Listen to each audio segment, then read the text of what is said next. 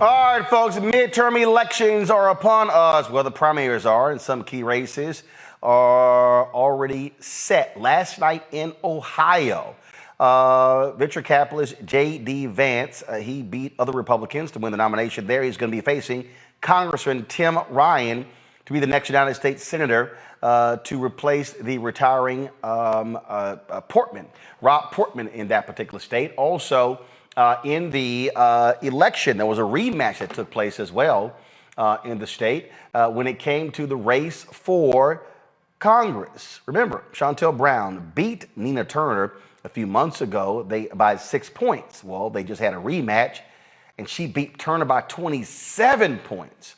Now, what's interesting here is that, of course, Trump, he endorsed Vance, but it's not just his endorsement. Of course, you also had a billionaire who decided to pump $14 million into a political action committee that supported Vance as well. Now, Ohio is not, it used to be a purple state. It's pretty much a Republican state now in terms of how they've been doing there. Donald Trump took a lot of those white class workers, winning by 450,000 votes against Hillary Clinton in 2016. He beat Biden in Ohio as well. But the question is, what can Dems do? Do they have a shot in Ohio? And then we have other primaries coming up. We've got North Carolina, we've got Wisconsin, we've got Pennsylvania, we've got Georgia. All these different primaries are coming up, getting ready for the fall. Now, a big issue that's also the unknown, the impending Supreme Court decision when it comes to Roe v. Wade. Already commercials are dropping, or social media commercials are dropping, dealing with that issue, plus the Ohio race. And so I want to play some of those for you. Let's play the Midas Touch one first. This is the ad that they put together. So let's play it. I believe the Constitution protects the right to privacy, and I have no reason or agenda to prejudge the issue. Roe versus Wade is an important precedent of the Supreme Court. It was decided in 1973. It has been challenged on a number of occasions, and the Supreme Court has reaffirmed the decision. When a decision is challenged and it is reaffirmed, that strengthens its value. Roe versus Wade, decided in 1973, is a precedent of the United States Supreme Court. It has been reaffirmed, so a good judge will consider it as precedent of the United States Supreme Court, worthy as treatment of precedent like any other. As a judge, it is an important precedent of the Supreme Court. By it, I mean Roe v. Wade and Planned Parenthood versus Casey. Been reaffirmed many times. Casey is precedent on precedent. I do not believe that Brett Kavanaugh will overturn. Precedents Roe are v. overturned Wade. all the time. They aren't overturned all the time. He views precedent not just as a legal doctrine, but as rooted in our Constitution. Neil Gorsuch, for whom you voted, don't you think he's probably going to vote to overturn Roe versus Wade if given the chance? I actually don't. Roe is not a super precedent because calls for its overruling have never ceased, but that doesn't mean that Roe should be overruled.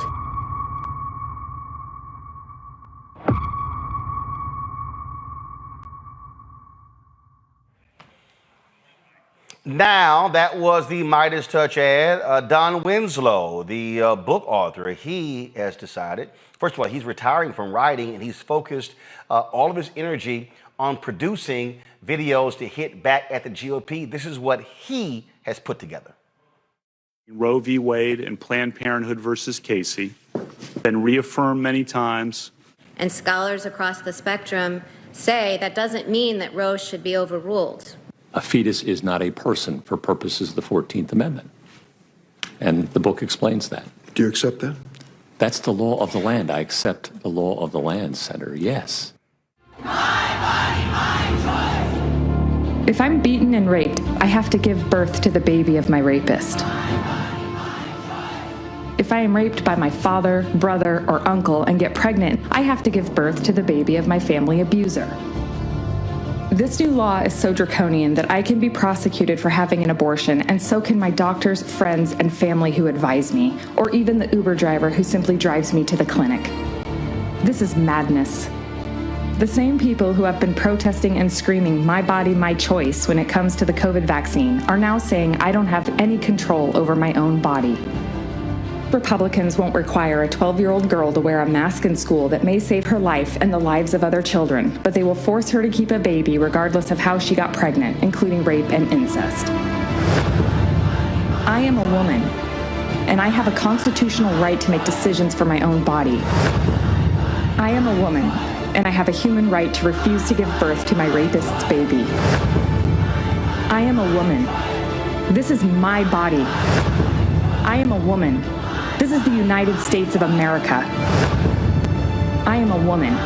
You do not own or control my mind or my body. My body is my choice. Shame on the men and women who passed this law, and shame on anyone who sits in silence while women suffer and die because of it.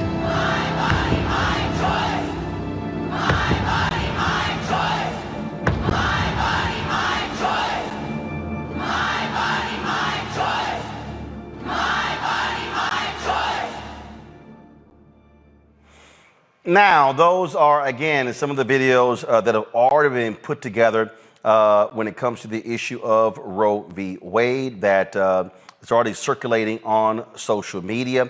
But I told you about what's also happening again in these campaigns, how Tim Ryan and the Democrats are not waiting at all when it comes to telling people the truth about their opponent, J.D. Vance. And so what is happening there as well. So I'm going to show you a commercial that Ryan's folks have already they put out last night that gives you a sense of the thinking of J.D. Vance. And so check this commercial out from Congressman Tim Ryan.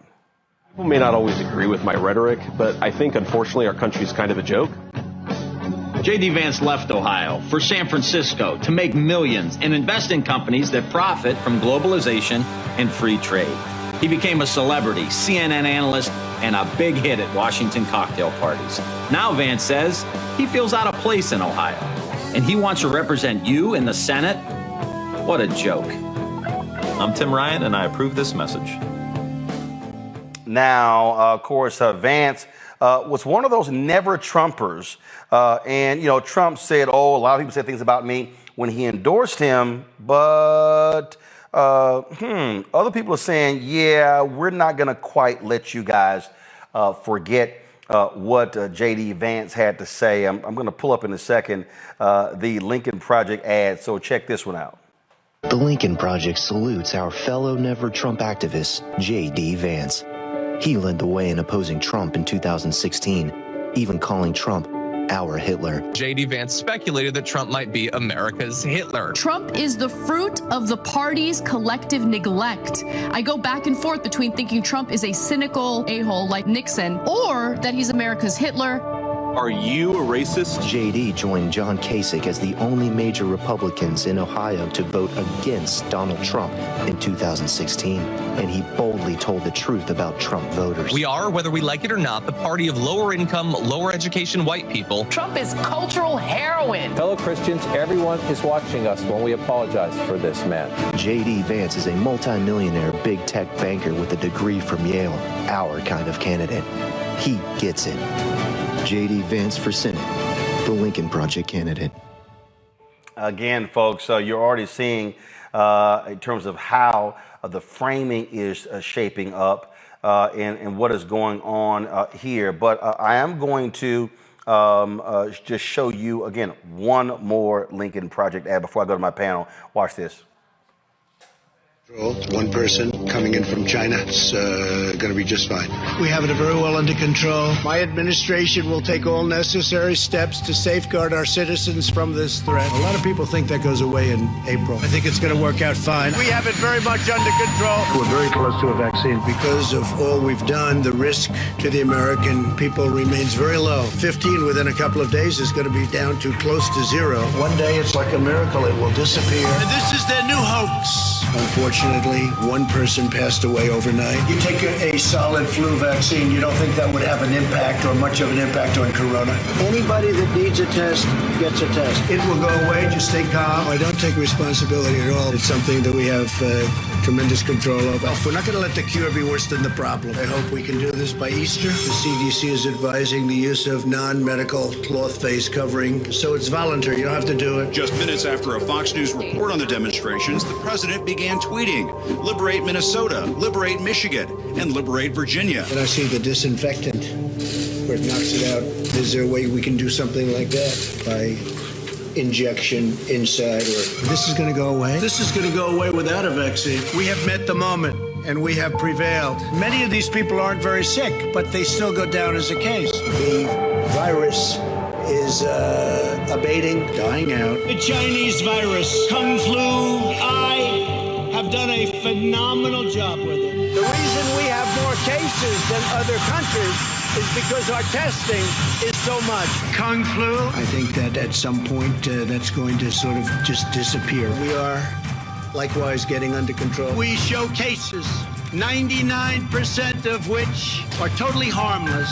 We want to get our schools open. I didn't listen to my experts. We have therapies and we have vaccines. You're losing a lot of lives by keeping things closed. So we're at about 135,000 and we'll be at somewhat higher than that by the time it ends. It will probably, unfortunately, get worse before it gets better. That's the way it is. That's the way it is. That's the way it is. That's the way it is. The Lincoln Project. And of course, we have now crossed 1 million deaths from COVID. Let's go to our panel. A. Scott Bolden, former chair, National Bar Association Political Action Committee. He is, of course, attorney here in D.C. Robert Patillo, executive director of the Rainbow Push Coalition Peachtree Street Project out of Atlanta. Monique Presley, legal analyst and crisis manager here in D.C. All right, glad to have all three of you here. So let's get right to it. First of all, do any of you believe that this effort by Democrats, and we saw Hillary Clinton do this in 2016, we saw Joe Biden do it in 2020 to sort of try to separate Donald Trump from the rest of the Republican Party, when in fact he is the Republican Party. Do you think trying to make Trump the centerpiece or the target makes sense in the midterms? Who wants to go first? I'll take it. No, this is stupid. This is a losing strategy. This is how you lose campaigns. The American people do not vote backwards, so to say. You don't remember who the Super Bowl champion was in 2020. You don't remember who won the World Series off the top of your head, unless it was your team. You barely remember who won the NBA championship in 2020. So by centering the 2022 race on 2020, you're, by its very nature, backwards looking and backwards facing. Just say to yourself this. During any of those commercials that were just playing, you played a litany of them from both sides of the aisle. Did you pay attention to the commercial or did you look down at your phone? Did you pay attention to the commercial or did you go get something to eat and come back? Did you pay attention to the commercial or did you open another browser on your computer or browser window on your computer and look up flight deals to try to buy a pair of shoes? Those are not engaging ads because they do not address the issues of today. What Democrats need to be running on, quite frankly, are their victories, the points you put on the board. Give them something to the voters, something that they can care about, something they can latch on to, and have some hope for the future. The more that you talk about Donald Trump, the more you keep him at the center of American politics, you allow him to create the argument, create the conversation. And remember, nostalgia is a hell of a drug. So there's a lot of people who are sitting here looking at $5 and $6 a gallon gas, 6% interest rates on houses, haven't got a stimmy in a couple years now, rising prices of milk and groceries, and they're starting to think back nostalgically, well, things weren't that bad before. So you have to give them counter messaging to that going forward about what you're going to do on student loans, what you're going to do on voting rights, what you're going to do on criminal justice reform, what are you going to do to address the issues of the day, how are you going to beat back Russian aggression and Eastern Europe. There's a litany of issues that you can be running on, but simply running campaign ads about Donald Trump from 2 and 3 years ago is not going to get the job done. I implore Democrats, call me, call Scott, call Monique, call Roland. Any of us can scribble out on a cocktail napkin a better ad than any of those that you're paying these high-priced D.C. and New York firms to run for you, because all you are doing is reinforcing Republican messaging that they are the center of American politics, and simply put, Democrats are just a vassal out here snipping from the sidelines, when indeed they are in power and have the power to enact policy. But the thing here, Monique, if you look at what Tim Ryan there did. First of all, if you look at that particular ad, he mentions CNN analysts. He mentions Vance going to Yale. Talked about him going to San Francisco, working for tech companies, because he's trying to present himself as being a regular guy. He's not one of the elites. When the fact of the matter is, he is one of the elites. His campaign is being funded by Theo, a billionaire, one of the elites. And so Ryan is portraying himself as being someone more in line with these blue-collar workers in Ohio, being from Youngstown, Ohio himself. And so that's sort of why he's saying, oh, and here's a guy who said all the things about Trump, and all of a sudden now he's flipped and changed his tune. Do you think that, along with other messaging, is a smart strategy for Tim Ryan? Not necessarily, but I believe that in terms of the focus on COVID, which I didn't think the other commercial was a focus on Trump alone, it was a focus on COVID. And I don't think that it's wrong to acknowledge in more than a blip that over 1 million people have died because of inept leadership, not just of the president, but of the Republican Party, and that the Republican Party is still tied to corrupt, amoral, inept, incompetent criminal leadership. I do think that that matters, and I think that the 1 million families and communities connected to those families that are represented by the deaths do care about those things. Inside politics is what it is, and I think that people see through anyway, whether you're trying to say that you are not elite because one went to a fancy school and another one didn't. I think our politics is much more striated than that, and that it wouldn't matter if a person had been Harvard and Wharton School of Business and were declared to be a Trumpkin, they would still carry the day.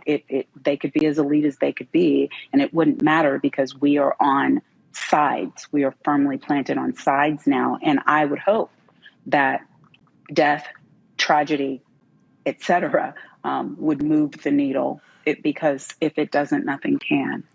So you have this impending decision by the Supreme Court, Scott, when it comes to Roe v. Wade. You've got these Republican-run states that are already passing these various laws. Some believe that Roe v. Wade is going to serve as a significant mobilizing, organizing opportunity for Democrats when it comes to the midterms. Granted, all we have now is a leaked draft. We have not actually had the Supreme Court render their decision. Some say it will come down in June. Do you believe that it will actually serve that particular purpose? And can Democrats take advantage of the anger, if you will, that will result from their side if the Supreme Court follows through? Well, it depends. I think Roe v. Wade, who benefited the most from the leak of that document, which was extraordinary in the legal industry. It just never happened. Actually, it does. The exact same thing happened with the initial Roe v. Wade. The initial Roe v. Wade. That was the actual leak of the decision. No, I said it hardly ever gets leaked. Every other decade. Yeah, it happens. And here's the other deal. There are leaks in every form of government out there. So ain't like the Supreme Court is somehow just so holy. Hell, you got leaks out of the Vatican. Well, I don't know how often it gets leaked, but I in my lifetime, I've never seen a draft signed by 5 people that was leaked while it was circulating within the Supreme Court. Things get leaked all the time in Washington, but it is the holy grail, if you will, and the commitment of those lawyers, and they're all lawyers there working on the Supreme Court. I do think that's extraordinary. It begs the question as to who benefits most. The Democrats are going to be mobilized now because they see the writing on the wall. The Republicans are going to be mobilized because they see hope on the wall. But again, I don't think that changes anything until the vote, until the actual opinion comes out, because that draft goes through a lot of changes. I do think this: if Roe v. Wade is not reversed when they've got the votes, it'll be something close to it, whereby they just allow the states to rule the way the states want to rule, and they delegate it to the states and stuff. And that's the end of Roe v. Wade anyway. But I think the Democrats, as I've often said, aren't going to lose the midterms because of an energized Republican base. They're going to lose because their base isn't energized, because they haven't delivered on the political promises to their base. Sure, a lot of women will be up in arms and fighting for the elections and the midterms, but the Congress won't have anything to do and can't change anything, at least not before this decision comes down. What they can do is overrule it, and whoever wins Congress is going to be in control of that. And I just don't think the Dems have done enough to energize their base to win the midterms in 2022. Well, but that puts a point, though, is again, it still can serve as in a way to rally the base, Robert. If you obviously message it appropriately, but also if you actually mobilize really what should operate as the future of your core votes, that is young voters. But the question that still stands out here is when you're talking about trying to win, you're going up against headwinds, obviously. But to me, there is an opportunity, but you actually have to do it. I think one of the things that people are saying is they want to see some level of fight out of Democrats. You don't want to have this constant drumbeat of, oh, we're going to lose, we're going to get crushed. You see these stories in Politico and Axios, and let's just be clear, the average person is not seeing those stories, but people also want to see folks who are going to fight. And I think that's what these Democratic candidates are also going to have to showcase when they are running in the fall. It's a good idea in theory, but it depends on what you think the Democratic base is. Because Roe as an issue in large part motivates a very particular class of middle class white women who fear that their rights are going to be taken away and trampled. Our question has always been and remains, well, where the hell were you at when we were fighting for voting rights? Where were you at for criminal justice reform? Where are you at for the other parts of the Democratic agenda? That we're all allies here, if we're all working together. You seem to be kind of absent when the rest of us have issues. And we had this topic on my radio show that black men saying, well, why do I need to be up in arms around Roe when these same people who are telling me to be up in arms around Roe v. Wade weren't there for us on criminal justice reform?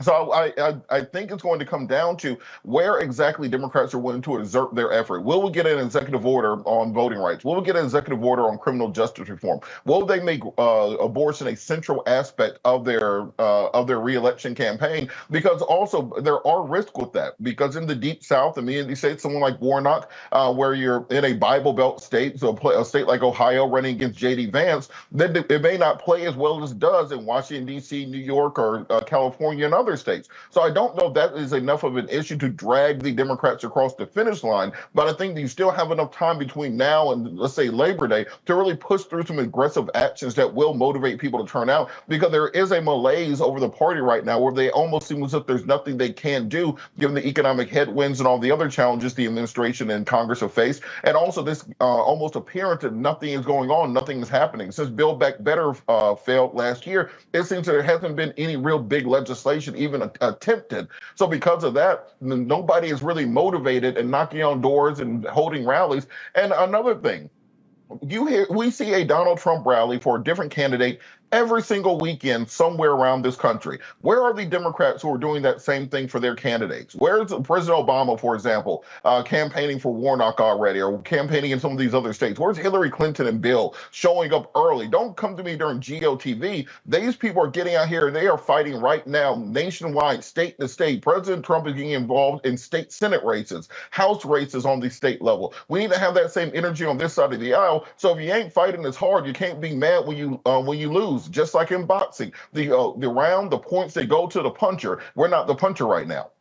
Well, that was one of the things that I said. Robert, go ahead. Can I ask a question? Robert, did you disabuse your caller of the notion that the interruption in right to privacy and access to abortion was not a Black male issue? I'm not in the position to tell them what their issues are. I'm a listener, not a thought leader. It's the job of the party to advise us to what the policy positions need to be. So if we want to get out there and fight on that issue, by all means, let's run some ads, let's do all those things. But we're trying to understand what people think already, and if that's what they think, someone's going to have to put some money in there to change those hearts and minds nationwide. No, but I thought you said that he asked why he should care because they don't care about our issues. And I thought maybe you would have answered and said, a disproportionate larger number of Black women get abortions than any other race, and that we are more likely to die in poverty and lack of quality access to health care when the abortions are not available in red states and we don't have the money to cross state lines to get them elsewhere. And we are more likely to die being forced to stay pregnant because Black maternal health care in this country is crap.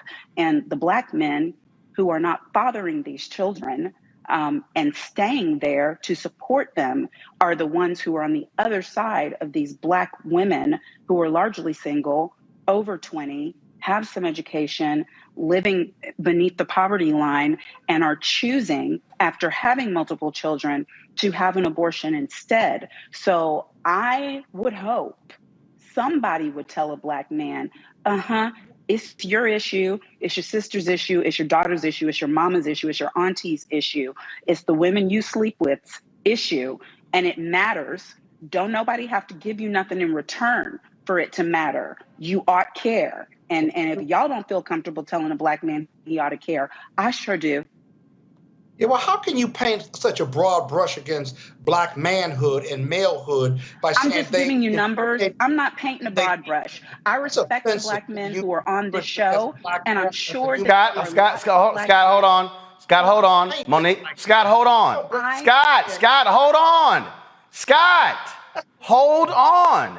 Monique, hold on. Monique, finish your point. I'm going back to Scott. Listen, no one can hear or you over talking. Either one. So again, Monique finished, then I'm going to Scott. Scott, unless you're just a hit dog, hollering, don't take what I'm saying personal, because I am talking about numbers. I am talking about data.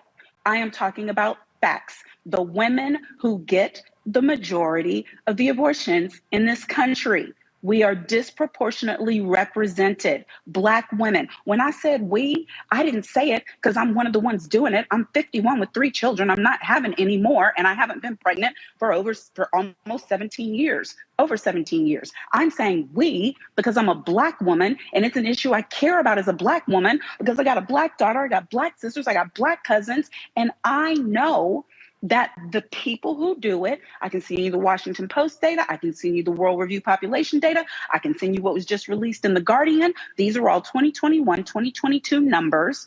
And the women, first largest percentage is Black, then Hispanic, and then white women, a third, right? A third of white women. All those numbers are large.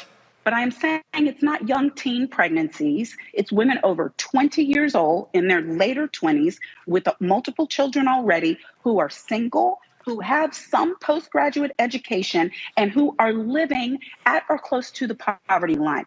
Those are the numbers. Those are the numbers. I can give you the numbers on whether they're receiving child support or not. I can give you the numbers on whether the fathers are in their lives or not. And don't get me wrong.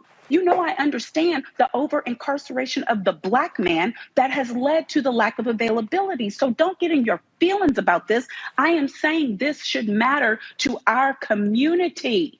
It should matter, period. Now, Scott. You gave her 2 shots, Roland. I said, Scott, I said go. Stop whining about it and go. Scott, don't whine about it. Go. I'm not in my feelings. I take exception to what you said. And part of what you said was that Black men were impregnating Black women and leaving them to fend for themselves. And I think it's fundamentally unfair and offensive for you to paint a broad brush against all Black men. You're not having abortions. You got kids. I'm not having abortions. I got kids. But you cannot paint that brush. Monique, hold on. Monique, hold on. Of course, Scott, you're not going to let me finish. Scott, I said you're going to finish. You interrupted her, so I got this. Go. So I'm not in my feelings, but it's falsehood to say that with a broad brush that black women are impregnating black women and then leaving them to fend for themselves, whether they get an abortion or whether they get whether they have the kids. It's an unfair broad brush, and you as a black woman of all people shouldn't be painting that brush. Now there is a disproportionate ratio. You got to put ratio in there of black women who are getting abortions compared to white women. But it's a ratio. White women have more abortions total than black women and brown women. That's a fact, just a population number. So what you said could not be true. At the same time, I agree with everything else you said. I agree. You're a great voice for women issues and black issues and all those other things, right? But do not attack black men, because you cannot represent what you're saying, whether you meant it or not, because there are a lot of great black men out here, get women pregnant, become great fathers. Maybe they support, if they're going to get an abortion, they support black women in abortion. There's some that don't, but by far margin, since I am a black man, I can tell you those numbers that the Washington Post and white America puts up about black men, you ought not be repeating that. And that's what you did. Okay, listen, are you kidding me? You gonna preach to me about defending black men? I've defended more black men in the entirety of my legal career and crisis management career than every other person who is on this freaking platform. Don't go there with me. Don't go there. What I said to you is that we are disproportionately represented. Scott, are you she's waiting? talking. Again, you're not gonna, no one can hear either one of you. So, Scott, you finish. Monique talk. I come back to Scott. Go. I said that we are disproportionately represented. It was ratio. Maybe you didn't hear me. Obviously, there's more white women because there's more white women. But there is a smaller percentage of black women, and we have a higher ratio, higher disproportionate representation in the numbers. I said that those women are single. I didn't say that they were single, left by deadbeat dads. I acknowledge it for you. It may be over incarceration. They may be single because the man is dead. They may be single because he's in the streets. They may be single because it didn't work out. It doesn't matter. When I said that Robert's caller needs to understand it's a black man issue, because when a black woman decides to keep a child or get an abortion, whether he's in the scene or not, and we're doing it by higher numbers, it matters. It should matter. Whether he is interested in having the child or not, it should matter. Whether he is interested in paying child support or not, it should matter. Whether he is in the home or not, it should matter. It is affecting a large number of black women and thereby black families. And when we lose access to affordable health care, to include abortion, it matters to our community. This is not a white woman issue. Efforts to paint it as one, because it's not voting rights, because it's not George Floyd Justice and Policing Act, are false. They are in error. We are dying. We are going to die in higher numbers if we do not have safe access to medical care to make decisions for our bodies. And then you know what they're going to do? We're going to have the babies, and they're going to turn around and call us welfare moms. And they're not going to want to pay for WIC programs. And they're not going to want to make sure that our children are cared for in foster care. And they're not going to want to increase access to adoption centers. And our children are the last ones to get adopted as well. And then our community is going to be mad about white people adopting black babies. And if you don't see how we lose in every single part of this scenario, I can't help you. But this issue, I didn't disagree this with all of draft that. decision, this is our issue. This is our issue. I never said it wasn't our issue. I disagree. I disagree with how you painted black men. Now, you can say whatever you want to say. Men, no matter how many times you say it. I don't disagree with you there. Paint black just men. spoke out of turn and you got checked, and now I'm done with it. I'm done with it. And Roland, this is why I say this is a bad electoral year issue for Democrats. Because this is pretty much what happened on my show when we talked about it. That it kind of descends into this back and forth very quickly, regardless of what the kind of context around it is. So when you're trying to mobilize for midterm elections, you can't be splintering your base on issues. You have to be running on issues that have broad support, where you're not going to start arguments within your own party. The argument has to be of the other side of the aisle. This is why I'm saying that it has to be a coalition coming together, because I had another caller say, well, are they going to address child support at the same time they're addressing abortion? Women get mad when you say that. However, for a big population of black men, they say, well, if we're going to be addressing family planning and so on and so forth, we need to address that at the same time. This is why it's a bad electoral year issue for Democrats. I don't think that it actually benefits them going into the midterms.